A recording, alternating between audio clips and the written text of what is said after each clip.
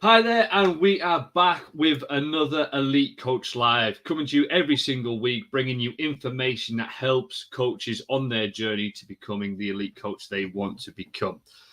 As always, if you're listening to us on Spotify, if you're watching us on YouTube, Facebook, LinkedIn, make sure you hit that like button, make sure you hit that subscribe button so you can get notified every single time one of these sessions comes out, so you can keep on top of all of the information that we are sharing. So today I'm joined once again by Brendan. It's becoming a bit of a habit, this, mate. I'm not used to it. It's normally like 1 week here, then you go missing for a month, etc. It's good. I'm not complaining, mate. I'm not complaining. It's just good that we've been able to pin you down for some consistent episodes, mate. On a roll, yeah, absolutely. Yeah, let's do it. Good stuff, good stuff. So as always, guys, any questions, any comments, feel free to just chuck them into the old the chat box. Or if you listen to us on Spotify, if there's anything that we talk about and you want to ask us a bit more questions, reach out to us via social media, and we're more than happy to get those questions answered for you. But first and foremost, a massive shout out to the old Lionesses, mate. Did you watch the Lionesses in action, mate? Did you watch that historical event unfold in front of your eyes? Yes, very, very cool, and really enjoyed it. Really enjoyed the final. Good tension, wasn't it? Good. You don't want it to be too easy. I'm sure they did, but do you know what? It was an interesting one because I was banging a few messages around with certain people, and as soon as it got to 1-1. The sentiment in those messages from people was, oh, we've lost it, it's Germany, we've thrown it away. They actually had things like, it's exactly the same as the men did against Italy, and I genuinely felt differently. I always felt like we had the beating of Germany, and that we had the kind of quality to get that done. And I didn't doubt it, Steve, to be honest. I felt like we would get another goal and get it done, which we obviously did. So I just felt like they had some kind of mental strength, that team, that we've not really seen before, even in the women's, let alone the men's. Yeah, and, really cool, mate. And from a personal perspective, I did many years work with Lucy Bronze and Rachel Daly as well, who obviously was on the starting 11 too, and brilliant. I felt a real sense of pride for both of those. I've been messaging Lucy, chatting with Lucy a bit this week, and she sort of, I messaged her on the Sunday night, and I was like, amazing performance, blah blah blah blah blah, and she messaged me back on Monday morning at 8:30, I think, or around about then, and I just messaged her. I says, "What the hell are you doing up at this time? You should be all night partying right now, surely." And she just messaged. She says, "Yeah, we've got another party to get to." So I was like, "Okay, fair enough. You're going for it." So I was like, "Go big then. Make sure you go big." But yeah, and her S&C journey is fascinating. She's definitely, both Rachel and Lucy, but Lucy I did more with than Rachel, and she's definitely one of the best female athletes I've ever trained from an all-round strength perspective. She was always difficult to pin down in the gym in terms of, she always wanted to do different stuff. I remember her balancing on Swiss balls and kicking stuff around, and you turn your back and she's doing something stupid in the corner, and she always had that like creative, inquisitive, playful manner about her training. But actually she knuckled down and got through a number of pretty serious knee injuries, and we worked very, very closely together through those, and look where she is today, Steve. One of the best female footballers on the planet. Can't really argue that. She's won awards and now won tournaments. So amazing. Yeah, I wanted to touch on Lucy, not because I knew you had that connection, but I think what was interesting to me is I was watching the post-match interviews, and obviously everybody was out over the moon, very, very emotional and all of that. And then obviously they interviewed Lucy, and then she had that, but then straight away she was like, yeah, but we've got a World Cup to win now. Like straight away. And I don't know if that was like a bit of a dry joke, but she looked deadly serious on that. It was like, yeah, we've done it. Right, next thing. And I was like, that out of all of it, that attitude, you cannot fake that. That is within your DNA. It's like, oh, we've just made history. We've just won a fantastic game. We've got 87,000 people in this audience. Probably pretty much 86,000 were probably English. Do you know what I mean? On home soil. And then straight away, she's like, yeah, we've got to win the World Cup now. Yeah, I was like, that is amazing. Yeah, no, the job's definitely not done, is it, for her and for them? And yeah, I also note like she was one of the players towards the end in that extra time that was really committed. She made a challenge, a really strong challenge. I can't remember if it was just before the second goal or just after the second goal, but it was almost an intentional challenge of, you know, we've got this, we are absolutely on this. And I genuinely felt like that challenge set the tone for the rest of that extra time period. I think it almost like catalyzed the team to be like, we are absolutely on this. We are not going to let this go. And so, yeah, I think that's what you need from senior players. Everybody can tackle, but you need the right timed tackles and the right message with the tackle, don't you? And I think she did that really well. And that's what you'd expect from one of the senior players and one of the best players in the world as well, to show the level and dig in. And brilliant. Yeah. Yeah, like I say, it was fantastic. It was really cool to see. And then obviously just the inspirational message that comes off the back of it, which is fantastic. I train a couple of young female footballers and stuff, and one of them you could just see she was just absolutely engrossed from the get-go, and it's had a massive impact on her, you know, and it's leading the journey, and it's really cool to see that unfold in front of your eyes. Do you know what I mean? So which is really, really cool. So big massive shout out to the Lionesses, because you've done something absolutely incredible. It's been fantastic to see, you know. So amazing. I think obviously on that, in those environments, there's been a lot of talk about the head coach now, because she's back-to-back championship winners now, and she's won obviously big accolades back-to-back in the teams that she's worked in. And you know, and I know, in the world of coaching, it's incredible, right? It's fantastic, serial winners. But from your point of view, like as an S&C coach, supporting that, and you've been in and around those types of coaches, what separates those kind of prolific winners compared to the guys that are just kind of, they could just never get it over the line, if that makes sense? Yeah, that's a big question. Yeah, probably we could do a full session on that and more. You could do a PhD on that, but it's a really intertwined subject, isn't it? Because, you know, would she have got the England job if she hadn't have achieved that with the Netherlands? And similarly, if she was working with a different group of players that I'm not going to name nations, but like clearly had no chance of winning, you know, where would she be at?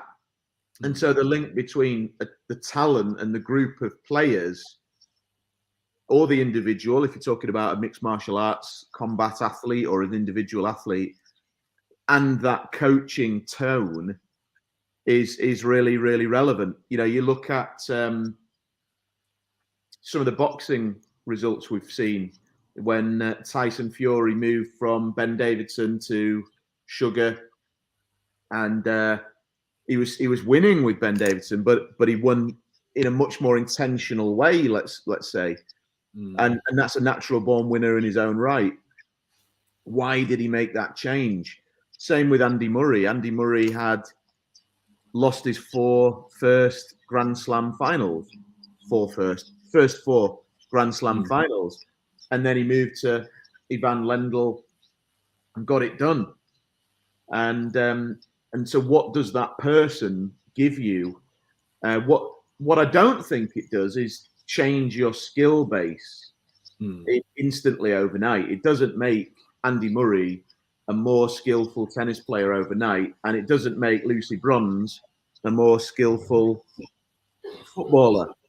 So by process of elimination, we're dealing with world-class athletes here. What is it not doing? I don't think it's making them immeasurably more skillful.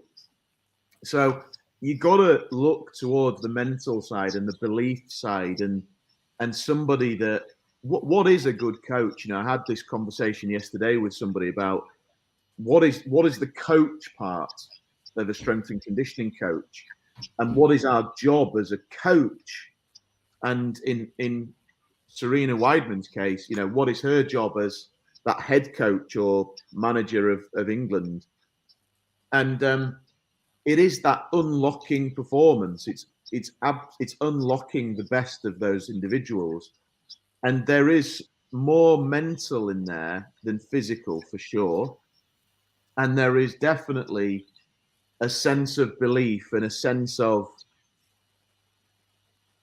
like that winning will come, that those guys can unlock in those individuals. How did Ivan Lendl tap into Andy Murray's psyche and suddenly, he's winning majors, US Open and then Wimbledon a couple of times? How did Sugar get into Tyson Fury and allow him to start knocking people out and have the confidence to unleash his full repertoire? We got AJ Usyk coming up. Can AJ's new regimen do the same? What I do think, though, that's really relevant here is it's that classic phrase, when the student is ready, the teacher emerges. And I think that the individuals got to be ready for that. We need this now.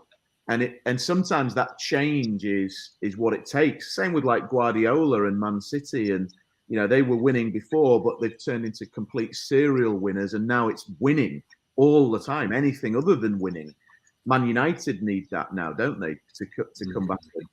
So yeah, I think there's definitely a high level of emotional intelligence from those coaches, a high level of credibility and inherent belief that comes with them, that they have a precedent that's been set, that they create winners and they create champions. And then the group of players or the athlete has to be ready to open up to that and say, yep, I'm here, I'm ready to go. Look, like stepping a second, you get hypnotherapists talking about they can change this, they can change that, they can stop you smoking, they can help you lose weight. But I've been hypnotized, and I've also, I'm not like going to say something stupid when you say sheep or something like that. Every time you say sets and reps, I have to do like that. But and I've done the hypnotherapy training as well. I'm not doing it or anything like that, but I've been through that process with all the NLP, and you can only be hypnotized if you're ready and believe in and want to be hypnotized. And I think that kind of coaching at that level, it is a level of you're changing somebody's state, you're putting them into a trance that they're ready to be put into, that they want the outcome, and there is something trance-like in that whole process of sure, it's not just an hour long, but a season long or a tournament long and we are ready to go. We want this outcome. We fully buy into this.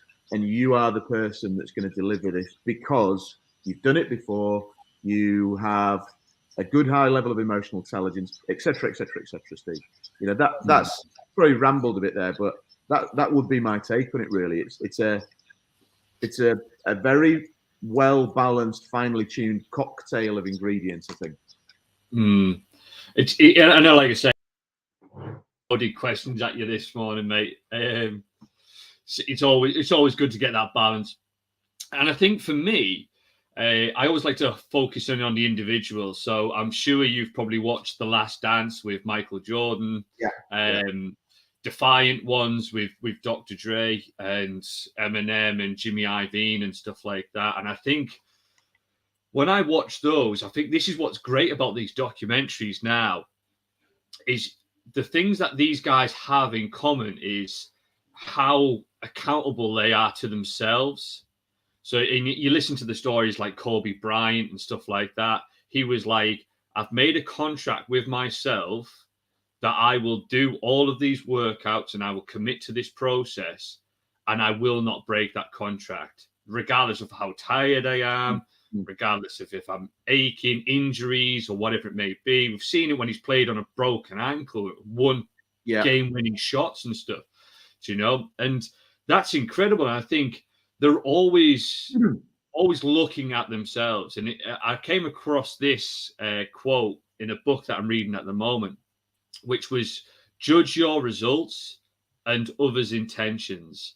And the reason why I wanted to bring it to the fore with obviously the winners and stuff like that is because we spend a lot of time judging other people's results, and yet we give ourselves an out because we only judge our intentions. So if we flip that and we look at judging our results and hold ourselves accountable, we can look and start to say, right, well, this is what MJ did. This is what Kobe's done. This is what all of these great athletes have went on to do. And rather than looking at, oh, well, look at them, they failed, they win or lost or whatever it may be, and we come into this judgmental state, but it's external. We never judge ourselves. And if we only judge our intentions, we start to give ourselves an out when it comes to doing the task that we should be doing, right? It's I was meant to send an email every single day this week, but I got busy and then something came up. So yeah, 2 was okay because you're being tired, cut yourself a bit of slack. And it's like, but you've broke the contract on what you said you would do.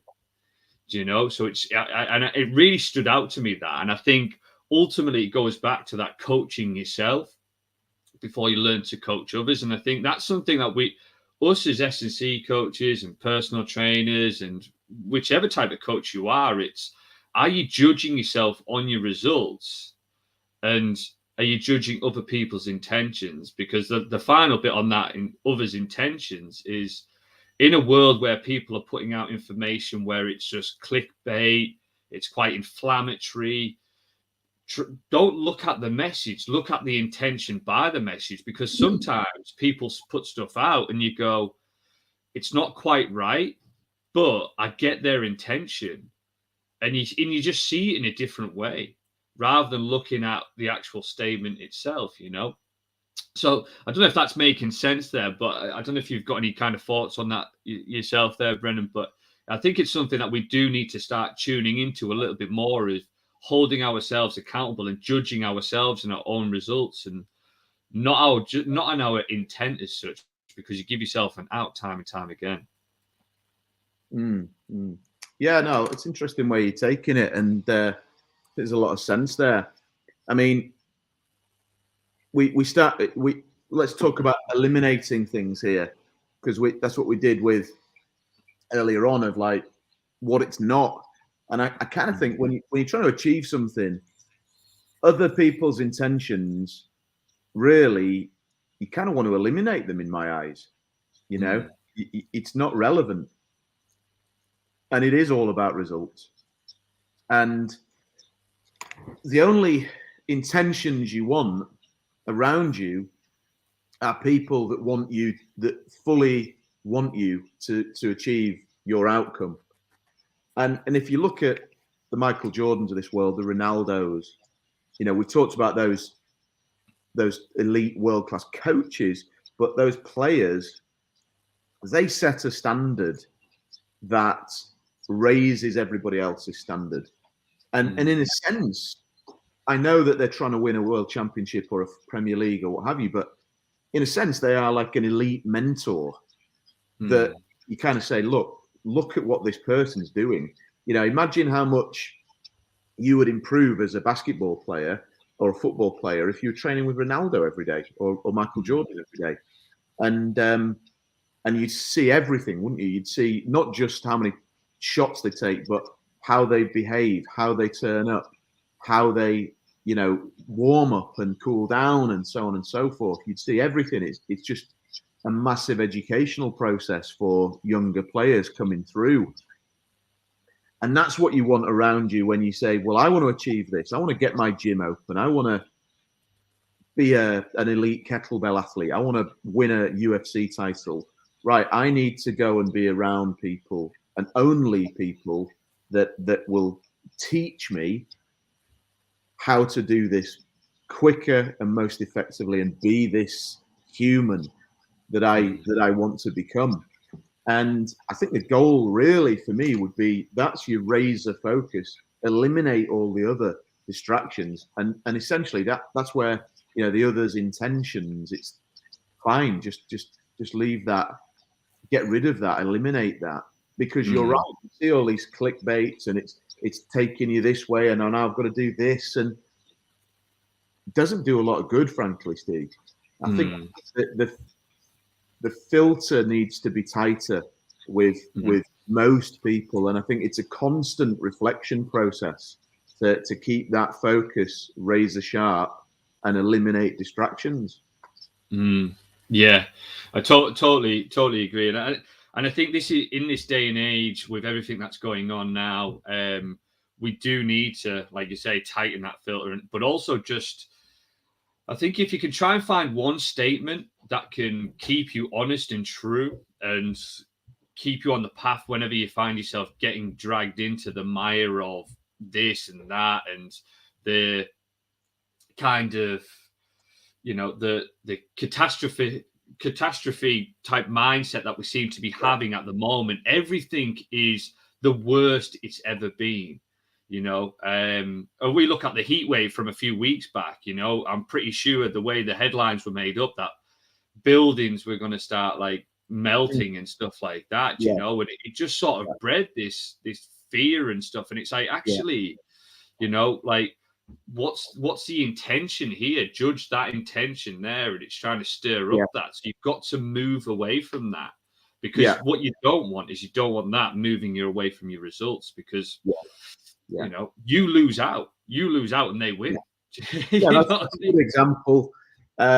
We've our population, our societies lived through world wars, and I think that was a damn sight worse than this pending recession, credit crunch, whatever you want to call it. And there is a recency bias in everything that you do. The session that you just did in the gym that was quite tough you might think it's the toughest you've ever done. Like last night I watched, people will hate me for this, but I watched the Tory leadership debate, and I won't put any kind of judgment on who was good, who was bad, but they basically, the way they did it last night was they did candidate A first, candidate B second. So they did like 45 minutes of Q&A with this person, then this person. It wasn't a debate at all. It was just a Q&A with the audience and with the presenter.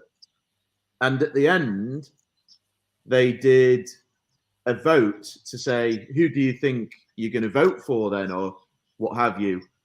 And really interesting that there was a stark difference between the two. And it was the person who went second that got most people raising their hand. And I looked at that and I'm kind of like, is that because they've done a great job, or is it because they're freshest in the mind and they said some things that made people remember that right there, right in that way? And if they'd have done a vote in the middle and said, right, do you like person A? How likely are you to vote for this person? It may well have been a very, very different outcome. And you know, we have that recency bias, don't we? And it's a thing. It's a fact. You remember, and that's why they talk about when you're doing presentations and people remember the end. So make the end really meaningful, really memorable. Give the key content at the end that leaves people with those closing statements. So, you know, we're not inventing new things here, Ste, are we? No. And like I say, and if you want to take this into your athletes and how you coach and stuff, it's that this is a perfect representation of balancing the like to do with the need to do, isn't it? You know, you get the need to do art. I always say the people remember the first kind of 5 to 10 minutes of a session and the last 5 to 10 minutes of a session. The bit in the middle tends to just get forgotten about, right? So make those 2 sessions the fun stuff. Do you know what I mean? It's, you know, if you want to sort of do some of that Metcon-y stuff that the guys enjoy, that they get a kick out of, with the MMA athletes that we've chatted about loads in the past, do that. Do you know? But yeah, it's an interesting one. Like I say, at the moment, I think we seem to be thinking worst case scenario all of the time, and it's given us an out, and we're not judging ourselves by our results as much as we should. We're sort of being dictated to. And I think that's why we need to start judging our own results, so you can call yourself out on the stories that you tell yourself. Yeah. Because until you start calling yourself out, you're always going to be pointing the finger and saying, right, well, I'm not making as much money because they put the prices up. It's the energy people's fault that I'm not making as much money because my bills have gone up. Or you're constantly pointing the finger, but it's like, well, have you doubled down on getting more members or trying to find inventive ways of creating more income? Like, it's not going away. Business is always peaks and troughs. If it was roundabouts, like, everybody would just be on the same. So it's, how are you going to capitalize on this, or how are you going to double down to make sure that you are bulletproof to this impending recession that's probably going to be the worst on history, but realistically won't be. Do you know? So I think that's the key thing that I want to just get away to the guys that are listening today. This is just, again, my opinion. You might disagree, and that's fine.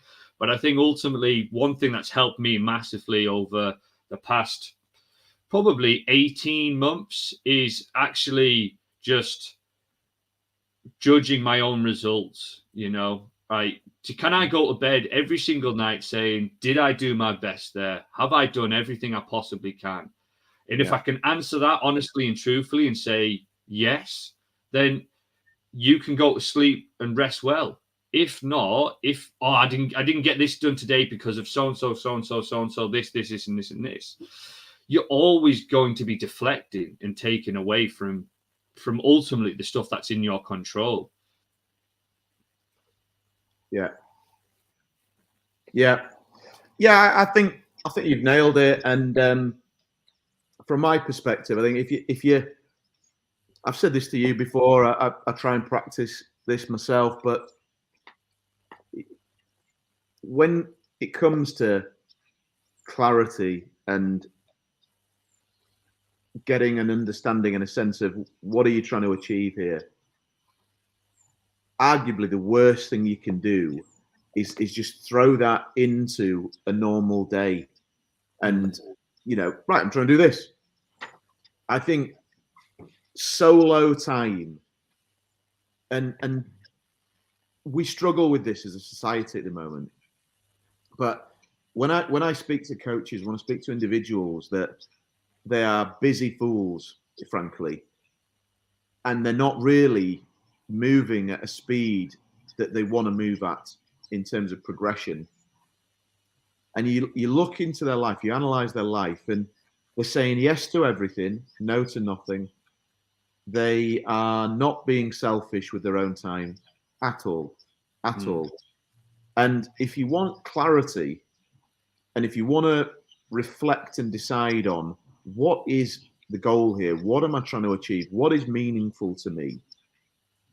I think one of the best things you can do is plan in a half day, a day on your own.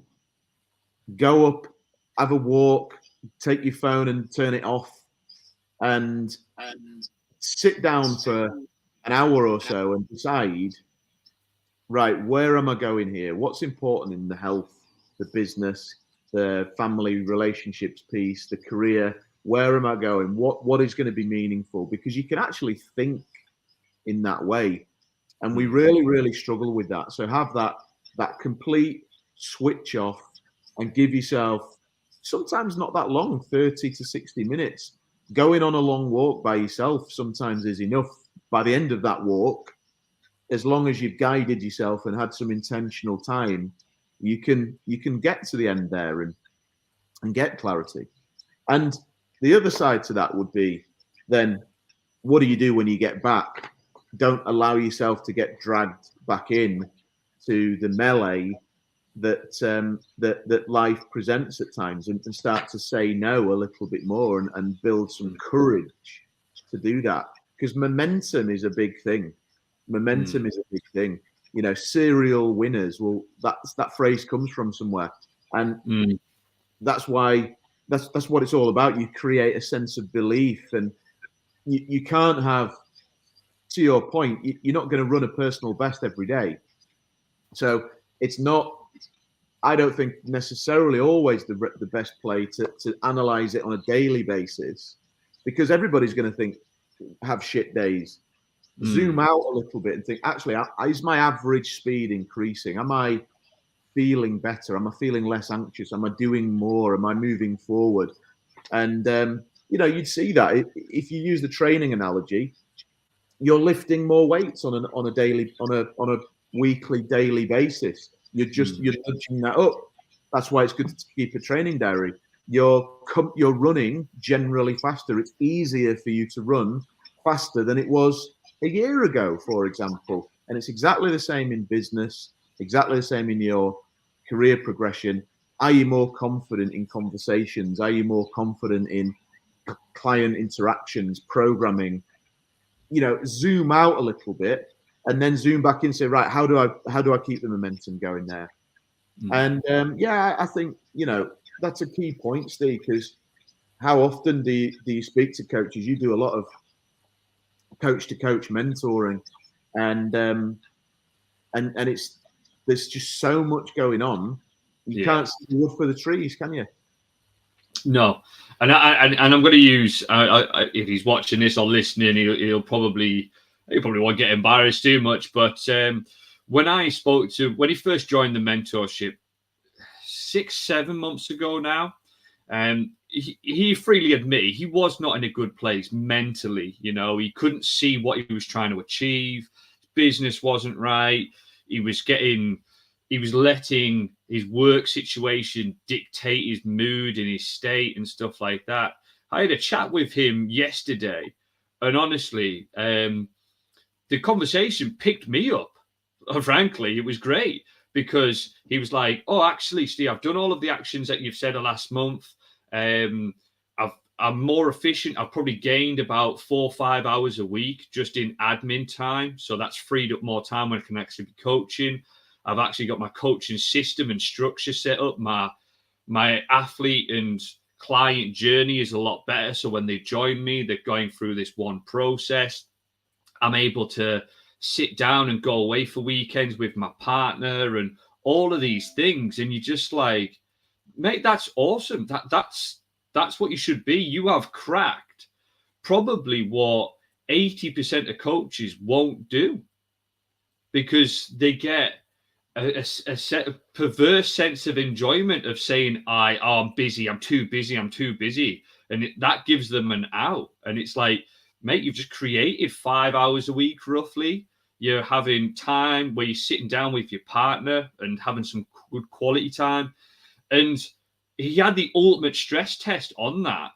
And because obviously when times are hard, you default to your level of your trading, and your business will go back to its level of its structures that it's got in place. So he had a couple of back-to-back bereavements, which really knocked him for six and real rough time. His business was still progressing. His business was still moving forward, and he was still getting things in place. And you're like, that's what it's about here, you know? And I think because he was able to sort of do those little things, those introspective times and tasks that we sent him, he was able to get that. And I think that's fantastic. And now he's in a position now where, again, he is judging himself by his results. He's not letting this work situation that he's in drag him down. He's actually being proactive and looking at alternative places where he can coach out of, so he doesn't have to put up with some of the nonsense he has to. But now he feels confident to do that because he's got his coaching business set up, and he feels honest within himself, and he's a master of his own sort of journey now, rather than letting everything around him control him. He's the captain of his ship again, which is just phenomenal to see. And it's fantastic to see coaches do that. Yeah, awesome. You know, so there we go, guys. So that was a bit of a deep one, but a good one. I think necessary, guys. I think sometimes when we do these talks, you might be listening and go, at first it might be a bit uncomfortable for you, not because of the tone of our voice or our accents, but actually just the messaging. But sometimes we need to hear that. And sometimes there'll be times when you just need somebody to call you out and say, are you doing the right thing here? Are you doing what's best for you? And it just to sort of get you back on the straight and get you onto the journey that you're trying to achieve, you know. So as always, those guys, if any of things that we've discussed, or if you've got any questions, please do reach out. We're more than happy to help. And we'll come back with some more information. Make sure that you do like and subscribe us on Spotify, on YouTube, so you make sure you don't miss out on any of these important messages that we're bringing to you on a weekly basis. But until next time, guys, have a great one. Brendan, phenomenal chat as always, mate, and I hope you have a great weekend, bud. Thank you, everybody. Thanks for watching, guys.